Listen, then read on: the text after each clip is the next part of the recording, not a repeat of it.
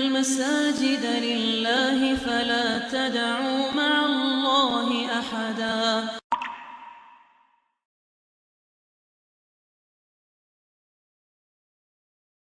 Warahmatullahi wabarakatuh. Alhamdulillahi Rabbil alamin. Wassalatu wassalam ala ashrafil anbiya wal mursalin. Sayyidina wa habibina wa syafi'ina wa maulana Muhammadin wa ala alihi wa ashabihi al-ghurril mayamin wa man tabi'ahum bi ihsan ila yaumiddin, amma ba'du. Hadratal muhtaramin, para alim ulama, para asatidzah, tokoh dan pemuka masyarakat, wabil khusus segenap pengurus Masjid Al-Muhajirin, Bapak Ibu, para jamaah insyaallah semuanya dicatat dalam deretan ahli surganya Allah. Malam ini, marilah kita lanjutkan kajian tafsir kita yang sampai pada surah Al-Ma'idah ayat 101-102. A'udzu billahi minasy syaithanir rajim. Bismillahirrahmanirrahim. Ya ayyuhalladzina amanu la tas'alu an asya'a in tubdalakum tasukum wa in tas'alu anha hina yunazzalul qur'anu tubdalakum afallahu anha wallahu ghafurun halim.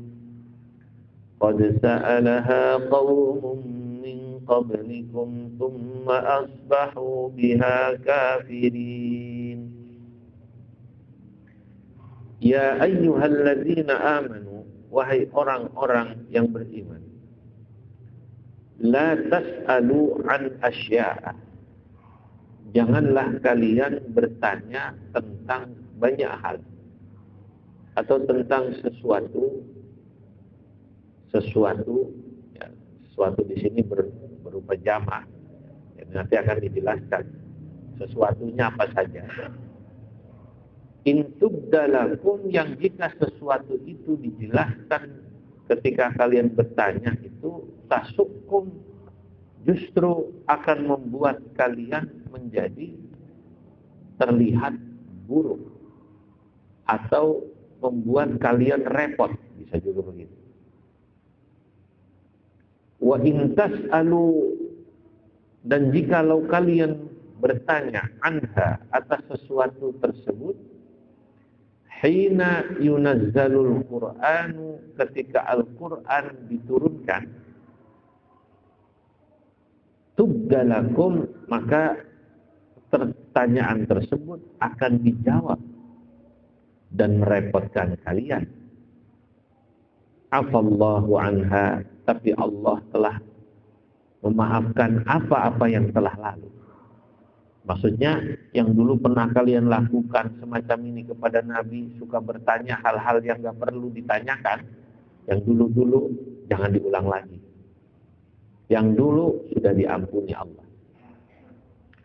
Wallahu ghafurun halim, dan Allah ghafurun, maha pengampun, halim, dan maha bijaksana. Qad sa'alaha qaumun min qablikum, sungguh telah bertanya akannya qaumun, sekelompok kaum, min qablikum, sebelum kalian. Thumma asbahu biha kafirin, maksudnya ya Bani Israel. Thumma asbahu biha kafirin, lalu kemudian orang-orang yang pernah bertanya itu kemudian sesudah dikasih jawaban, mereka menjadi kufur. Saudara-saudara, ta'addadat asbabu nuzulihil hadhil ayah. Ada beberapa versi kenapa ayat ini turun. Versi asbabun nuzul maksudnya. Jadi kenapa ayat ini turun? Kenapa Allah melarang orang bertanya pada sesuatu hal yang jangan ditanyain kalau begitu? Nah, pertanyaannya kenapa sampai nggak boleh ditanyakan? Nah, ini banyak beberapa riwayat. Yang riwayat itu menjelaskan masing-masing kok kayaknya cocok dengan turunnya ayat ini. Nah, kaitannya ini. Nah, misalnya, yang dimaksud kita dilarang bertanya kepada Nabi maupun kepada siapapun adalah kita dilarang bertanya su'alu ikhtibarin wa ta'jizin, bertanya yang tujuannya ngetes orang yang ditanya. Padahal dia bukan gurunya. Kalau guru boleh ngetes murid, namanya guru. Tapi kalau murid ngetes guru kurang aja. Gue mau coba dah, Ustadz beneran bukan gitu. Nah, ini pertanyaan begini nggak boleh. Wa su'alu ta'jiz, atau pertanyaannya dalam rangka sengaja membuat si orang yang ditanya supaya nggak bisa jawab, pikiran dia. Kalau tadi kan ngetes, ini sengaja kita tanya supaya dia kepepet. Nah, itu secara akhlak tidak bagus. Nah, makanya Bapak Ibu, kalau ada orang, mungkin di antara kita jamaah, dia kalau nanya, rasa-rasanya bukan nanya karena nggak ngerti, pengen tahu, lalu pengen tahu, tapi dia tuh kayaknya udah tahu, sengaja mau ngetes. Itu kalau orang yang ditanya nih alim, dia nggak perlu jawab. Kalaupun dia jawab bilang, aduh saya mah belum tahu. Ah, bener kan dia belum tahu. Padahal ustaznya tahu. Dia nanyanya apa namanya? Ngetes. Loh, kadang ada kiai nggak mau jawab sebab dia tahu dia ditanya ini bukan karena orang itu nggak tahu, tapi karena untuk apa tadi? Ngetes. Dia mau ngetes seberapa dalam ilmu, katakanlah orang tersebut. Kadang-kadang ada orang alim ditanya, aduh maaf saya belum tahu. Padahal tahu dia. Kenapa nggak dijawab? Ya malas. Sebab dari tadi rasa-rasanya, gelagatnya, wajahnya, gaya nanyanya itu gaya ngetes. Kan kelihatan Pak, orang yang bertanya dengan penuh kerendahan hati, dengan bertanya dengan gaya angkuh, kelihatan nggak gitu? Gaya nanyanya itu kadang-kadang matanya nggak ngelihat. Mohon maaf Pak Ustadz, mohon maaf Bapak, saya mau tanya. Nanya begitu kayaknya. Wah, ini gayanya orang yang nggak sopan. Kalau orang yang betul-betul nggak tahu, dia nanya sopan sekali. Saya mohon maaf, saya awam bidang ini, saya mau tanya. Ah, itu bertanya bener itu. Soalu bayan, bertanya karena ingin dijelaskan. Nah, atau wata'annutin, jangan kita bertanya yang isi pertanyaannya adalah ta'annut. Ta'annut itu ngengkel. Mirip tapi agak sedikit beda. Ngengkel. Dia nih bertanya, dia sudah tahu. Nanti dia akan jawab begini, dia akan tanya lagi. Dia kejar. Nanti kalau dia tanya, paling nanti jawab begini, dia tanya lagi. Itu namanya su'alu ta'annutin. Dulu ada cerita saya dapat dari guru saya, almarhum al-Maghfurlah Ki Masyhuri Naim, Dr. Ki Haji Masyhuri Naim. Iblis pernah bertanya kepada Nabiullah Idris. Iblis pernah bertanya pada Nabi siapa? Idris. Pertanyaannya ta'annud. Ta'annud ngeselin. Pertanyaannya gini. Hai Idris, kata Iblis, mampukah Allah memasukkan dunia seisinya ini, dimasukkan ke dalam telur yang kecil? Dunia seisinya dimasukin ke dalam telur yang Pertanyaannya begitu.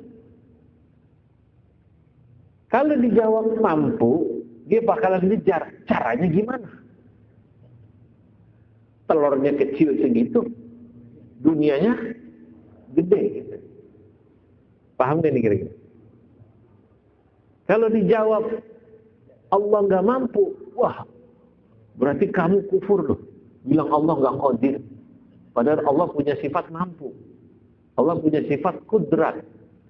Allah wujud idam baqa mukhalafatun lil hawadisi hiyamu binafsihi wahdaniyat kudrat iradah.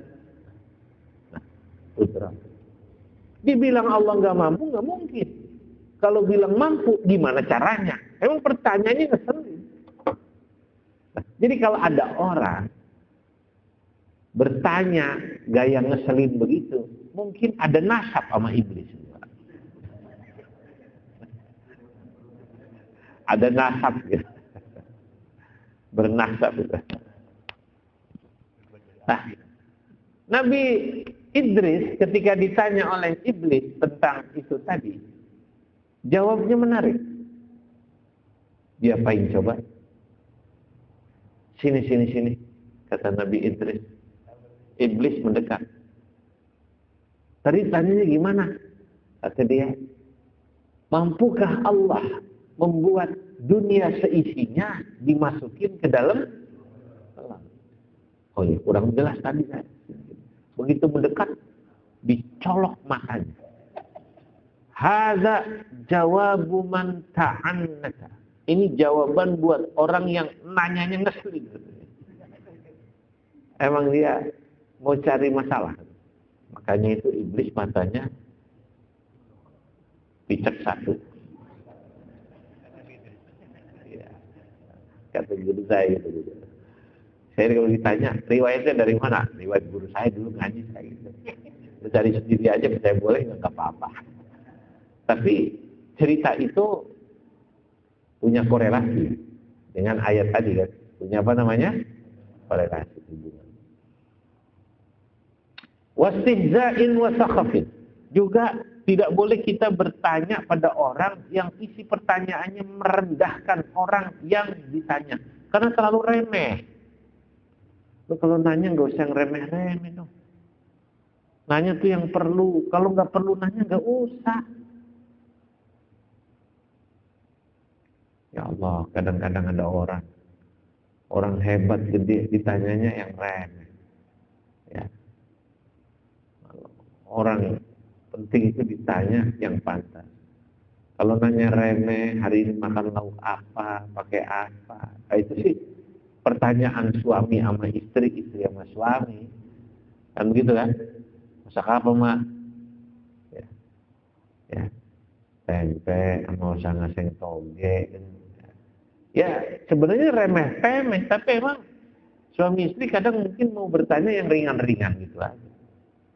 Atau istrinya nanya, udah makan belum pak? Udah. Di mana? Warteg. Warteg yang mana? Curiga rupanya. Mungkin wartegnya itu yang dagang lain gitu pada gue. Atau ya pakai lauk apa? Kalau gitu ya, itu kan biasa kan? Suami istri suka nanya gitu kan? Ya remeh-temeh, tapi itu suami istri boleh lah. Tapi kalau pada orang terhormat, jangan. Nah, nanya itu yang penting-penting. Kalau nggak begitu penting, jangan suka nanya juga. Apalagi pertanyaannya kadang-kadang juga orang udah pada tahu semua jawabannya. Nggak usah nanya. Atau pertanyaannya juga tidak perlu ditanyakan.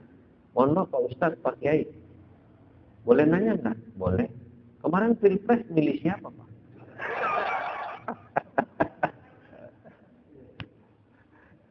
Apa pentingnya juga? Ya, kan nggak perlu dijawab juga. Boleh, saya jawab. Boleh kan saya nggak jawab. Itu hak kan? Rahasia. Kan gitu. Pertanyaan-pertanyaan begini nih nggak perlu. Atau ada ibu-ibu nanya sama Ustaz. Oh, Ustaz mohon maaf, kami ini sama Bapak kagum, senang. Cuman kami boleh nanya nggak? Karena ini bagian daripada kepercayaan kami sama Pak Ustaz. Maksudnya, Pak Ustaz ini istrinya satu atau lebih dari satu? Waduh! Kalau lebih dari satu, kita di jamaah akan balik kanan gitu. Ini pertanyaan ibu-ibu ini. Ya ini pertanyaan-pertanyaan begini nih, dalam agama nggak perlu. Nggak perlu. Bahkan kita dilarang bertanya, itu makanya. Pada seseorang yang pertanyaannya membuat orang yang ditanya jadi malu, jangan. Kayak tadi, boleh tanya nggak, kenapa sih sampean bercerai sama suami atau minta cerai? Jangan, itu urusan privat. Kan begitu kan? Kenapa sih Anda bercerai? Itu urusan orang. Kenapa Anda bertanya? Ini sebenarnya Al-Quran sudah mengatakan itu. La tas'alu an asya'a in tubdalakum tasukum. Jangan kalian suka bertanya sesuatu yang nggak perlu ditanyakan. Dan justru kalau dijawab membuat kalian repot, membuat kalian malu, atau membuat orang yang ditanya juga repot, atau orang yang ditanya jadi malu. Kan begitu juga sama. Urusan dia berapa suaminya, istrinya berapa cerai, atau kenapa anaknya jadi bercerai. Anak orang bercerai ditanya juga. Masya Allah. Biasanya kayak begini laki-laki atau perempuan? Hah? Laki-laki juga ada ya. Nah ini Al-Quran. Jangan suka bertanya. Atau wa minha su'alu istifhamin wa istirsyadin an tikrari ba'dil faraid. Ada juga kelihatannya bertanyanya baik. Ya. Tapi pertanyaan itu terlalu detail sehingga merepotkan dia. Kayak pertanyaannya Bani Israel itu loh. Disuruh nyembelih sapi pakai nanya. Sapinya perawan apa udah pernah beranak? Begitu kan? Karena Bani Israel kan? Warnanya apa? Ma launuha? Ya kan gitu kan? Sapinya ini sapi yang pekerja apa sapi yang ya bukan pemalas, pembajak atau sapi yang dirawat khusus. Nah, itu pertanyaan-pertanyaan begini ini sudah ada dalam Quran. Nah, itu sama. Makanya kalau zaman dulu, kalau guru sudah ngasih tahu, ya udah silahkan nanti kalau Bapak mau tanya kapan waktu mustajabah, ya itu adalah di antara azan dan qomat, begitu kata Nabi. Disitulah berdoa. Doanya apa Pak? Doa aja apa aja. Doa minta dunianya baik, akhiratnya baik. Misalnya Rabbana atina fid dunya hasanah, global boleh. Disebut detil boleh. Ya Allah pengen punya ini boleh. Doanya berapa kali Pak? Lu pakai nanya begitu bolak-balik. Doa aja. Doanya madhabnya kiblat apa kemana? Di mana-mana doa bagusnya madhab kiblat. Bajunya bagusnya putih, wah sampai urusan baju ditanya waktu doa. Nah itu Bani Nah ini bilang. Nah itu yang dimaksud la tas'alu an asya. Faminal awal, di antara pertanyaan pertama yang dilarang, yakni pertanyaan di mana orang bertanya yang tujuannya sengaja kayak mau ngetes gitu ya. Kayak mau ngetes orang yang ditanya, adalah misalnya ada orang bertanya tentang seseorang tapi niatnya ngetes. Saudara, dulu datang ketika Nabi sedang khutbah seseorang. Nanyanya aneh, ya Rasulullah. Jadi diriwayatkan oleh Anas bin Malik, qala khataban Nabi sallallahu alaihi wasallam khutbatan. Nabi sedang khutbah, datang orang. Ya Rasul, saya mau tanya. Man abi, bapak saya siapa ya namanya? Dah nanya begitu. Bapak saya siapa ya? Fulan, kata Nabi. Maka turun lagi. Nah hanya kok nanya nama bapak dia. Kayak mau ngetes. Tahu bapak saya enggak? Saudara tahu nggak saya dari mana? Ya itu urusan situ. Gak penting buat saya. Kan begitu kan? Kadang-kadang ada orang suka begitu. Nah, ada dulu pada Nabi orang bertanya tentang ontanya yang hilang. Ya Rasul, tahu nggak onta saya hilangnya kemana? Lah Nabi ditanyain onta yang hilang. Gak penting. Lo nanya Nabi itu tentang bagaimana cara saya bisa masuk ke dalam surga, dosa-dosa saya diampuni Allah. Itu pertanyaan-pertanyaan bermutu. Sebenarnya sama dengan bertanya, itu meminta. Kadang-kadang ada orang meminta sesuatu yang itu remeh pada orang yang besar. Nah, jadi mestinya kalau sama orang besar, jangan minta yang remeh, mintanya yang besar. Giliran sama orang kecil, mintanya yang gede. Ini yang salah minta. Terlalu kecil permintaan. Bertanya juga sama, Pak. Nah, itulah kira-kira. Begitu juga ada pertanyaan yang mempertanyakan sesuatu yang mestinya tidak perlu ditanyakan. Ya, kayak kewajiban haji. Jadi ceritanya gini. Wa minas tsani ma rawahu Muslimun an Abi Hurairah radhiyallahu anhu qala, diriwayatkan oleh Abu Hurairah, dikeluarkan oleh Imam Muslim, qala, berkata Abu Hurairah, khatabana Rasulullah sallallahu alaihi wasallam faqala, Rasulullah sallallahu alaihi wasallam pernah berkhutbah kepada kami, faqala, lalu kemudian berkata Nabi, ayuhan nas, wahai manusia sekalian, qad faradallahu alaikumul hajjah, Allah telah memfardukan kepada kalian akan ibadah haji. Fahajju, maka hajilah kalian. Faqala rajulun, maka bertanyalah seseorang, akulla amin ya Rasulullah, apakah haji itu diwajibkan tiap tahun ya Rasulullah? Nabi cuma ngasih tahu Allah telah mewajibkan haji. Waktu itu ketika turun kewajiban haji. Ketika Nabi menjelaskan ini, ada kewajiban haji. Dia tanya, ya Rasul, ini wajibnya tiap tahun apa enggak? Enggak ada perintah begitu. Yang namanya wajib, udah. Ngapain pakai tanya? Kebetulan Nabi diam, enggak dijawab. Fasah kata. Dia nanya lagi, ya Rasul, ini haji wajibnya tiap tahun apa enggak?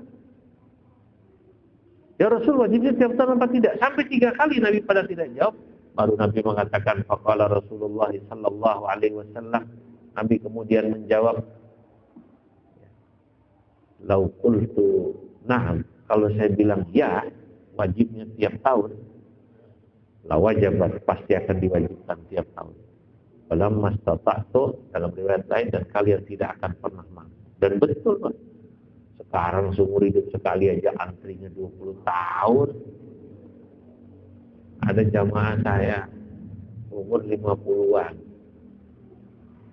Saya bilang, saya udah daftar haji, baru berangkat 25 tahun lagi, nggak tahu umur saya nyampe apa enggak. Pahalanya udah nyampe.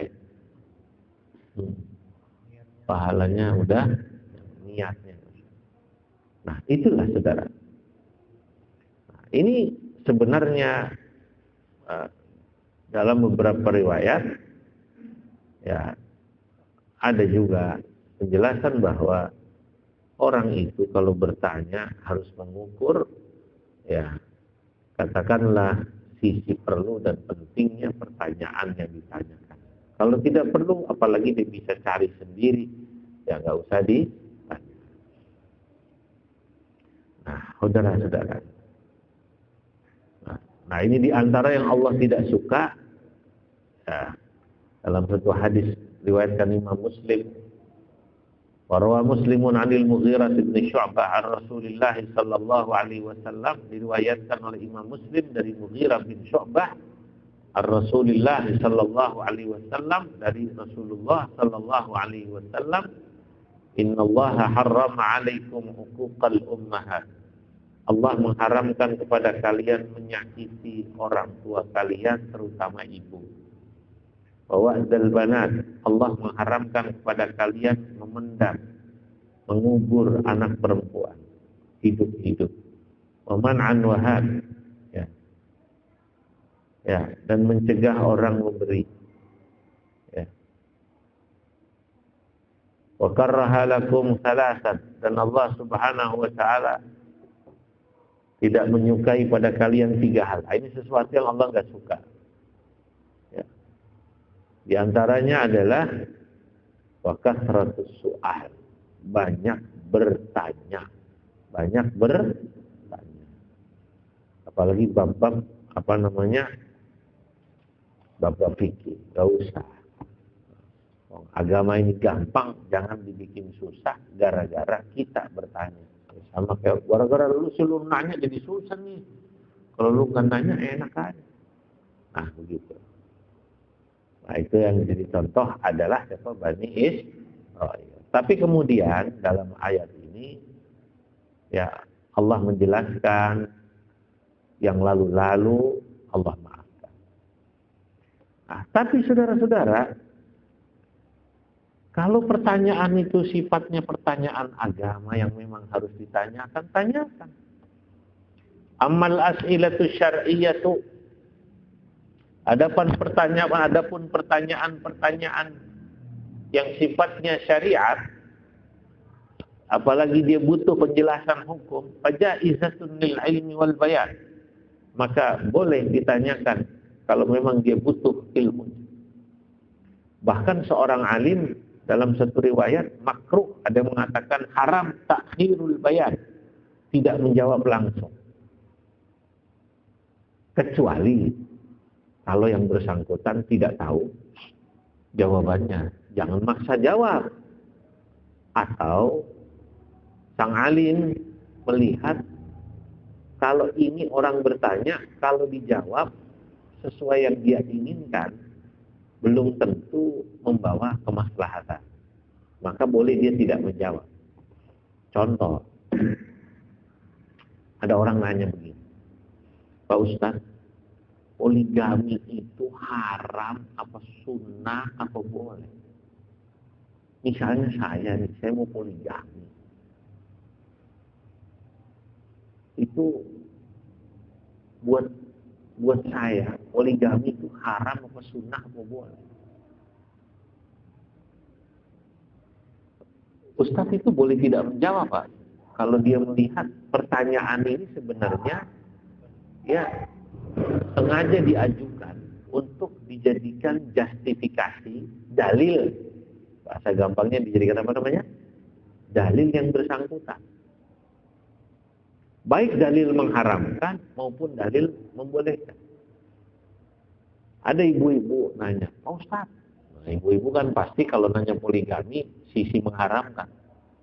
Kalau ada laki-laki, dia istri satu aja, ngap-ngapan. Tahu ngap-ngapan? Memberikan nafkah lahir batin ngap-ngapan. Kok dia pengen kawin lagi? Menurut agama kayak begitu itu haram apa enggak, Pak? Ini arahnya ke siapa ini? Pasti bukan ke Ustadz Ismaji. Kalau dia sih alhamdulillah PNS. Cukup. Ya. Cuman masalahnya makom beliau itu makom Pak Inkhiftum. Pak Inkhiftum itu makom takut gak dapat izin istri, PNS bisa repot ya. Repot tuh kira-kira. Repot. Makanya nggak enak jadi PNS dulu, saya nggak daftar PNS begitu sana. Nah, ini ada pertanyaan begitu. Wah, ini sih pertanyaan arahnya nembak orang, atau arahnya supaya jadi dalil. Kalau saya nih Pak, alhamdulillah istri saya kebetulan ya orangnya sudah memberikan izin, terus kayak gitu tuh saya kalau kawin lagi gimana Pak? Wah, ini arah. Dia boleh tidak jawab, dia boleh tidak jawab. Tapi kalau pertanyaan-pertanyaan fikih yang normal, ya, yang memang orangnya butuh jawaban, jawab. Nah, tadi itu banyak. Dalam Quran sendiri orang bertanya tentang talak, Allah langsung jawab. Yas'alunaka 'anil khamri wal maisir, yas'alunaka 'anil mahid. Banyak. Pertanyaan-pertanyaan begitu. Nah, sekarang ada sesuatu yang oleh Allah tidak dijelaskan hukumnya. Apakah perlu ditanyakan? Menarik. Tidak dijelaskan haramnya, tidak dijelaskan halalnya. Ini bisa kita jadikan patokan, Pak. Nabi Muhammad sallallahu alaihi wasallam dalam hadis yang diriwayatkan oleh Imam Bukhari dan Muslim an Abi Hurairah radhiyallahu anhu atau nama lainnya Abdurrahman bin Sakhr, berkata Rasulullah berkata Abu Hurairah, sami'tu Rasulullah sallallahu alaihi wasallam, aku mendengar Rasulullah sallallahu alaihi wasallam yaqul, bersabda, ma nahaitukum anhu fajtanibuh. Apa-apa yang aku, kata Nabi, melarang kalian mengerjakannya, tinggalkan itu. Ada larangan berarti. Artinya Nabi ingin menjelaskan, agama itu sebenarnya sederhana, Pak. Kalau ada ayatnya dilarang, ada hadisnya secara khusus dilarang, jangan dikerjain. Secara khusus loh. Baik. Wa ma amartukum bihi, dan setiap sesuatu yang aku atau agama memerintahkan pada kalian bihi, untuk mengerjakannya secara spesifik, fa'tu minhu mastata'tu, kerjakanlah dengan segala dan dengan kemampuanmu. Suruh sholat, kerjain. Suruh puasa, kerjain. Gak kuat Pak, lagi sakit, berarti ada uzur, gitu kan? Gak bisa Pak sholat berdiri, berarti sambil duduk. Gak bisa Pak sambil duduk, berarti sambil tiduran. Nah, kalau tidak ada perintah, tidak ada larangan, berarti status quo. Paham kan? Ini pertanyaan menarik. Dalam usul fikih yang semacam ini disebut at-tark atau al-maskut anhu, sesuatu yang tidak dibahas. Sesuatu yang tidak dibahas dalam agama, tidak dibahas haramnya, tidak dibahas larangannya, berarti boleh, Pak. Sederhana. Paham gak nih? Misalnya makanan, itu yang diharamkan dalam Quran 13. Cuma 13, Pak. Gak banyak. Anjing, babi, darah, sembelihan yang disembelih menyebut nama selain Allah, yang ininya tidak putus, gitu kan? Binatang yang bercakar atau apa itu. Sisanya nih, kalau dia tidak masuk kategori itu atau binatang yang menjijikkan, berarti boleh. Masalah doyan apa enggak doyan urusan lain, Pak. Pernah dengar istilah kadal gurun? Ini nggak ada urusannya sama pilkada, sama pilpres. Yang orang kemudian disingkat jadi apa namanya? Kadrun. Kadal gurun itu bahasa Arabnya abab. Saya pernah lihat gambarnya di Google, itu warnanya kuning. Kayak biawak, tapi warnanya apa namanya? Kuning. Nah, orang-orang Arab kampung Badui, ya emang ya, kalau dia nggak punya kambing, nggak punya sapi di sana jarang, onta, ya itu dimakan. Cuma Nabi tidak memakannya saat disuguhin, bukan karena bab itu haram, tapi karena bukan jijik, nggak biasa makan, nggak doyan lah bahasa gampangnya. Sama kayaknya yang supir saya namanya Apik, nggak doyan makan lele. Disiapin pecel lele, untung ada tempe sama tahu, yang dimakan tempe tahu. Yang senang temennya yang doyan lele, ini tukeran gitu. Nggak doyannya nggak doyan aja. Tapi nggak doyan itu bukan berarti lele itu haram. Itu contoh. Iya. Haji Somad nggak doyan ikan. Padahal semua binatang laut halal dimakan kecuali perahu. Ya kan? Kecuali, jadi gitu. Ini sederhana sekali nih. Maka kata Nabi, fa innama ahlakal ladzina min qablikum, maka sesungguhnya yang membuat umat sebelum kalian itu rusak adalah kathratu masailihim, karena mereka banyak bertanya, waqtilafuhum ala anbiya'ihim, dan karena mereka seringkali melawan para nabinya. Melawan para nabinya. Wa akhraja Ahmad wa Muslimun wa Nasa'i wa Ibnu Majah, dalam riwayat lain Imam Ahmad, Muslim, Nasa'i dan Ibnu Majah, an Abi Hurairah radhiyallahu anhu, anna Nabiy sallallahu alaihi wasallam qala, "Zaruni ma taraktukum." Tinggalkan oleh kalian sesuatu yang aku meninggalkan menjelaskannya. Gak usah ditanyain. Sekarang ada apa tidak dalam hadis pembahasan khusus larangan salaman Nabi sholat? Enggak ada. Cariin hadisnya. Habis sholat salaman dilarang. Enggak ada. Tapi enggak ada perintahnya. Enggak ada perintahnya bukan berarti dilarang. Paham apa tidak? Selama ini orang keliru, dia menggunakan, menurut saya ya, itu walaupun yang bersangkutan boleh jadi dia berpegangan pada cara pandang itu. Kalau nggak ada perintahnya nggak boleh dikerjain, katanya namanya bid'ah. Nggak begitu. Kalau nggak ada perintahnya nggak boleh dikerjain itu kalau dalam urusan ibadah mahdhah, ibadah murni. Sholat subuh di Chandra Pasaran berapa rakaat? Pasarannya berapa di sini? 2 ya. Ada nggak perintah nambahin sholat subuh jadi 4 rakaat kalau kita udah pensiun? Ada nggak? Nggak ada kan? Jangan ditambahin Pak. Walaupun udah pensiun, sholatnya kok jadi lama? Oh, udah pensiun. Ada perintahnya? Nggak ada. Ngarang sendiri aja ini kan. Nggak boleh. Paham? Nah, itu betul, nggak ada perintahnya dalam ibadah mahdhah. Tapi kalau bukan ibadah mahdhah, misalnya sesuatu yang sifatnya apa adat gitu ya. Dulu ngaji Pak, di zaman Nabi itu nggak ada dikasih jahe begini, nggak ada. Ini kan budaya orang sini aja susu jahe. Ya. Silahkan mau dikasih ada boleh, nggak ada juga nggak apa-apa, kan itu Pak ya.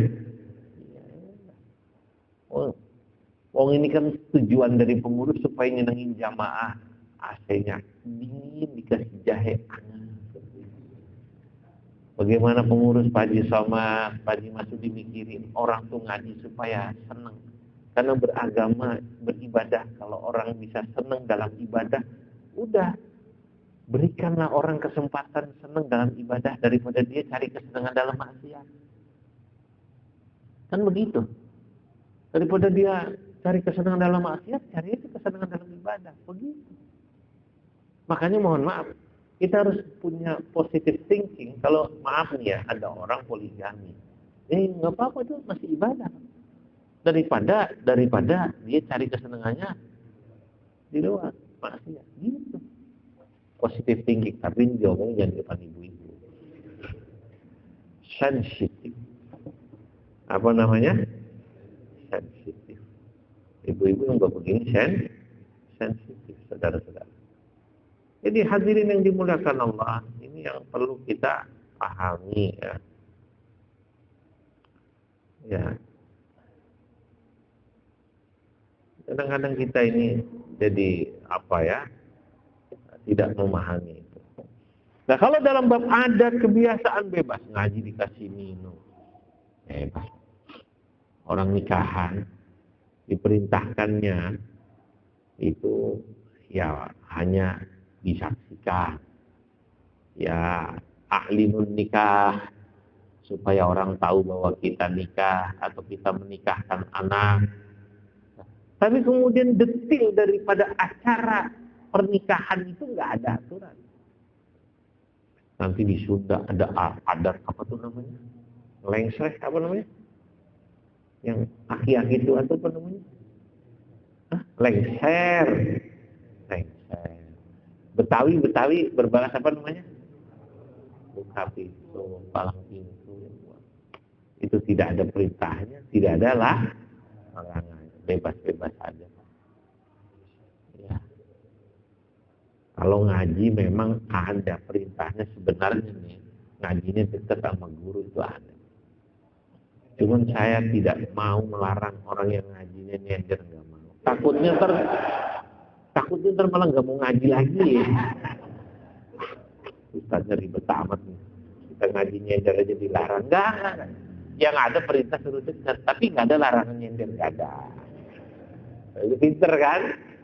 Ada nggak larangan nyender Pak? Nggak ada. Lah iya, kalau nggak ada larangan jadi larang Ustaz, begitu katanya. Ya. Yang ada perintahnya suruh apa namanya? Mendekat itu ada kalau itu. Tapi kebetulan nggak ada larangan. Itu untung aja Bapak nggak ada larangan nyender. Kalau ada larangan nyender, saya bilang dilarang nyender gitu ya. Untungnya nggak ada larangan nyender. Nah, jadi dalam hadis ini Nabi Muhammad SAW menjelaskan bahwa orang zaman dulu itu banyak yang hancur, rusak itu gara-gara suka bertanya, kebanyakan bertanya. Jadi ini tidak ada hubungannya dengan peribahasa mengatakan malu bertanya, sesat di jalan. Kalau kebanyakan nanya juga repot. Nah, saudara-saudara. Tapi kalau pertanyaan-pertanyaan yang dibutuhkan, silahkan bertanya. Ya. Nah, kepada siapa kita bertanya? Nah, menarik. Dalam ayat lain Allah mengatakan, setidaknya ada 2 ayat yang kayak begini. Fas'alu ahlaz zikri in kuntum la ta'lamun. Allah memerintahkan kepada kita, kalau kita mau bertanya ketika kita tidak tahu, bertanyalah kepada ahlaz zikr. Ahlaz zikri ini oleh sebagian ulama diartikan sebagai orang yang berilmu dan bijaksana. Kalau Anda mau bertanya, tanya sama orang yang dia alim dan bijaksana. Nanti kalau Anda bertanya pada orang yang ilmunya cekak atau kelihatannya pinter tapi tidak bijaksana. Sebenarnya kalau dia pinter nggak bijaksana ya nggak pinter sebenarnya. Sebab bijaksana itu mestinya ya sifat daripada pinter. Umumnya orang bijaksana pinter. Nah kalau dia masih belum bijaksana ya belum pasti pinter. Kalau bahasa sekarang karena wawasannya sempit. Orang kalau pergaulannya luas, wawasannya luas, sudut pandangnya luas, Pak. Kalau bahasa orang sekarang, ada orang punya helikopter view. Dia melihat dari sudut atas, sehingga kamu kelihatan. Oh, begini. Orang yang sudut pandangnya seperti helikopter view, seperti dia melihat dari atas helikopter, itu artinya luas. Oh, kalau saya begini kasihan ini. Jadi dia lihat semua, Pak. Jangan skuter view. Satu arah itu ya. Dia nggak lihat belakang, mungkin kanan kiri aja juga nggak kelihatan. Kurang luas. Jadi pertanyaan pertama ayat tadi itu kalau kita bahas, kita dilarang banyak bertanya, kecuali dibutuhkan untuk bertanya, itu ada pengecualian. Sekarang kalau kita mau bertanya, pertanyaannya kepada siapa kita bertanya? Bertanyalah kepada orang alim yang bijaksana. Orang alim yang bijaksana adalah orang yang tahu cara menjawab dengan bijak. Nabi itu Pak, sahabat, orang-orang alim, dia akan lihat. Sama seperti dokter, cara ngobatin, dia tahu dosis. Itu kenapa al-mufti fil adiyah, al-alim fil adiyah, bimanzilatil tabib fil abdah. Orang alim itu, mufti itu seperti dokter. Dokter yang baik, dia tahu, wah ini dosisnya segini aja. Anak kecil minumnya berapa? Obat tuh kalau tablet dikasih seberapa? Separuh. 1/4. Kan begitu. Nah, orang alim begitu yang bijaksana. Dia tahu, oh ini jawabannya begini. Kalau jawab begini dan begini. Kadang-kadang dia menjawab sesuatu yang kelihatannya nggak boleh jadi boleh. Karena dia melihat sesuatu yang akan datang. Contoh, ada orang ngaji belum pakai jilbab. Ada orang ngaji di masjid pakaiannya masih kurang rapi, malah terkesan nggak sopan. Tapi nggak ditanya, Pak boleh? Padahal sebenarnya nggak boleh, karena kalau kita dalam-dalamin, pertama jilbab atau nutup aurat kan. Tapi dia melihat sesuatu yang akan datang. Dia mau ngaji, walaupun belum pakai jilbab, udah bagus. Sebab kalau dia senang dulu sama agama, nanti ngasih taunya pelan-pelan. Itu juga yang digunakan oleh Imam Abul Hasan Asyadili.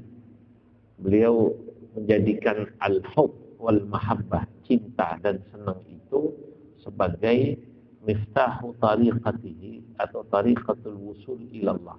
Dalam pandangan Imam Abul Hasan Asyadili, kunci tariqah jalan orang sampai kepada Allah itu paling cepat lewat jalan cinta dan senang dulu. Gini Pak, beliau berbeda pendapat dengan sebagian orang yang mengatakan orang kalau mau sampai kepada Allah, wusul kepada Allah, banyakin puasa, banyakin sholat, banyakin zikir. Abul Hasan mengatakan tidak, senang dulu sama agama, cinta dulu sama agama. Nanti nih, kata Abul Hasan Asyadili, kalau ada dua orang, yang satu dia memulainya dengan cinta dalam beragama. Sholatnya belum banyak, qobliyah ba'diyah belum banyak, sunnah-sunnah belum banyak. Tapi dia senang dulu sama agama. Ngaji juga ya biasa. Yang satu wiridan terus, puasa terus. Tapi kadang-kadang dia melakukannya bukan karena cinta. Entah kenapa. Nanti sampainya duluan yang ini. Sama kayak orang lari maraton. Paham ya? Lari apa namanya? Maraton. Yang satu kayaknya ngebut. Yang ini santai. Tapi dia enjoy ini. Yang ini karena ngebutnya itu dipaksa, ternyata cepet capek. Nanti yang dibosan ini. Nah, makanya ketika dulu ada seorang namanya Nuaiman. Dia ngaji bersama Nabi, tapi kemudian, maaf nih Pak, masih suka mabok. Kadang-kadang ngaji bawa minuman. Nah, bawa botol. Duduknya paling depan. Umar bin Khattab kesal, pernah dipukul. Dia mah dicambuk, karena mabuk kan ada hukum cambuk. Ya, biarin cambuk-cambuk, udah gue mesti ngaji. Begitu katanya. Akhirnya Nabi mengatakan, la tadribu, dalam satu riwayat, la taqtulu. Jangan kau pukul si Nuaiman itu. Biarin aja begitu. Kenapa? Fa innahu yuhibbullaha wa rasulah. Yang penting dia sudah cinta pada Allah dan Rasulnya. Modal dia cinta itu jauh lebih baik. Masya Allah. Nah, itu yang bisa menjelaskan ini orang alim yang bijaksana. Lah kalau mau bertanya, carilah yang kayak gitu. Kira-kira. Kalau mau bertanya, bertanyalah pada hal yang kau perlu tanyakan saja. Itu pun tanyakanlah pada orang alim yang bijaksana. Ma ja'alallahu min bahiratin wa la sa'ibatin wallahu a'lam. Sampai di sini Bapak Ibu, ada pertanyaan kan? Oh iya, ada benar, nggak usah nanya. Nggak ada nanya. Dan nanyanya terlalu remeh, ntar ngetes saya lagi. Nggak usah nanya. Ada nggak? Silakan. Ya, nggak boleh. Ya, nanya juga saya kan boleh nggak jawab juga.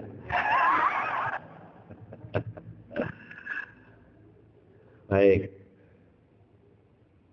Bismillahirrahmanirrahim. Allahumma salli wa sallim ala sayyidina Muhammad fil awwalin wal akhirin wa barik wa radiyallahu tabaraka wa ta'ala an sadatina ashabi Rasulillah ajma'in.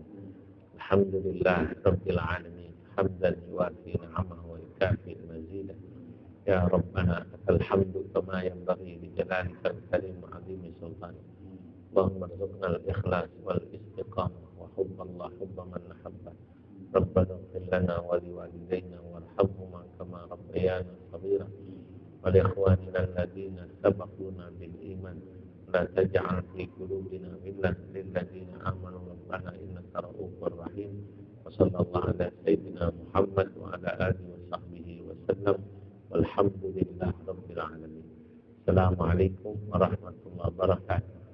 وأن المساجد لله فلا تدعوا مع الله أحدا